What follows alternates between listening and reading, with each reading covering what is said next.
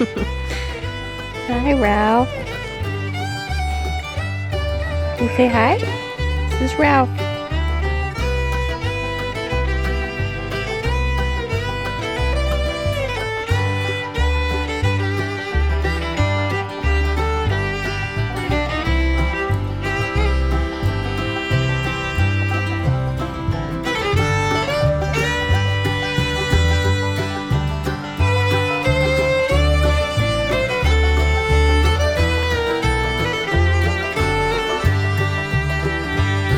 As you can tell, there's one lonely chicken.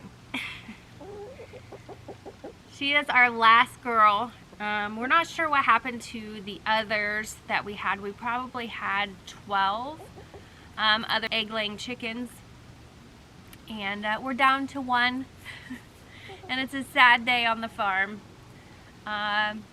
What we think happened all around our farm, they had planted corn this year, and I really think they all got through the fence and got lost in the corn, and I think something probably got them.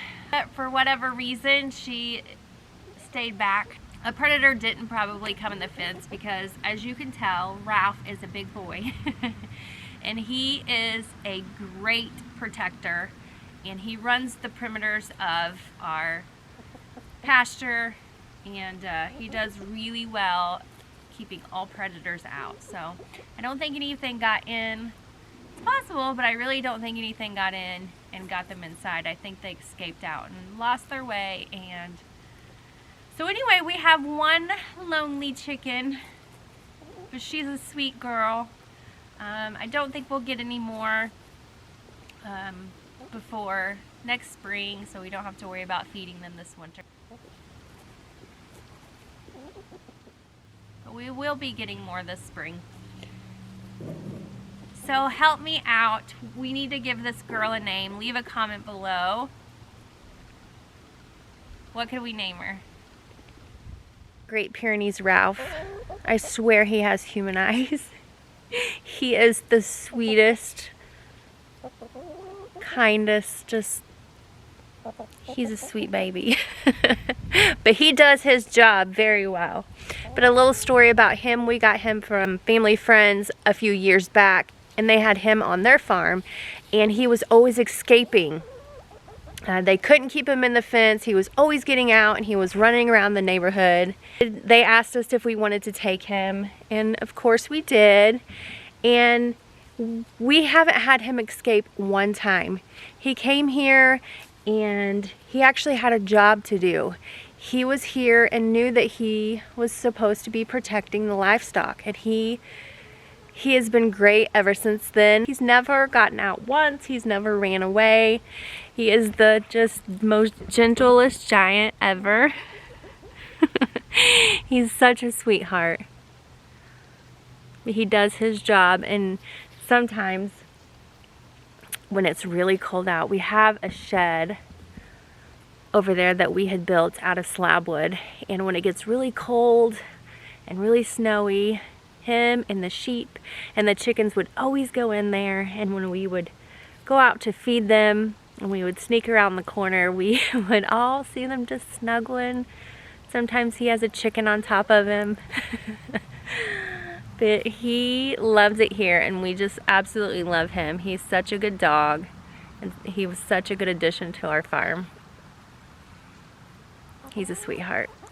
And our one lonely girl that needs a name, she's a sweetheart too. So I'm usually barefoot, but this is one place that I don't walk barefoot. There's too much to step in out here, so this is the one place you will not find me barefoot. I know. Such a lover puppy. Yeah. So, even though it's a sad day on the farm because we are down to one chicken, that's okay. A funny story about her, she actually roosts on top of scaffolding. So we just finished building this shed. Took us a couple of years, but it's finished. Well, it's not finished, but the frame part's up. The biggest part's up. But we had this scaffolding here to help because it was so tall. And she will climb up there at night, and that's where she roosts. She just recently started giving us eggs. So let me show you where she lays her eggs at.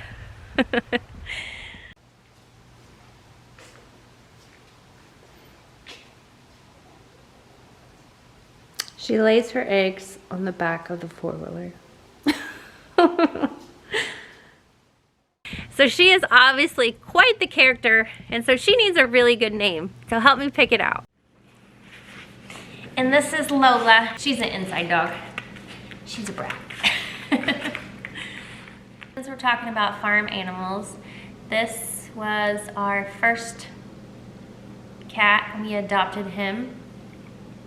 And his name's Marvel. We most recently rescued a kitten when we were out on a walk, and there is a road by my house that's called Bear Creek, and we ended up rescuing him. And this is Bear, our little rescue kitty that we saved out of a ditch, and he is quite the lover boy too. So every morning while I'm out here in the garage working out, you can hear him crying outside, wanting in because he wants to give me hugs. And of course he probably won't do it now. He is so excited to see me every morning. He will literally crawl up my leg for me to pick him up.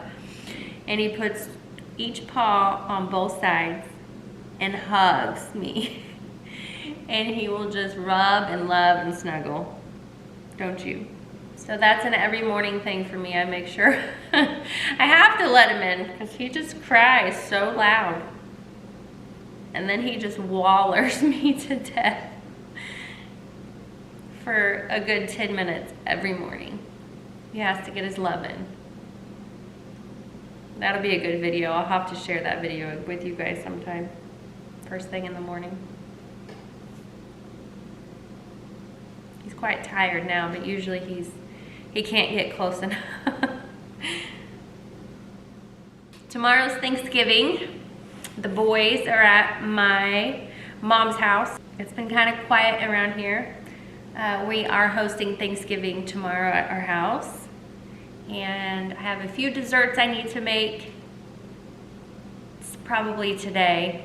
And we actually aren't going to do a traditional Thanksgiving this year. My stepdad and Gavin actually love to fish.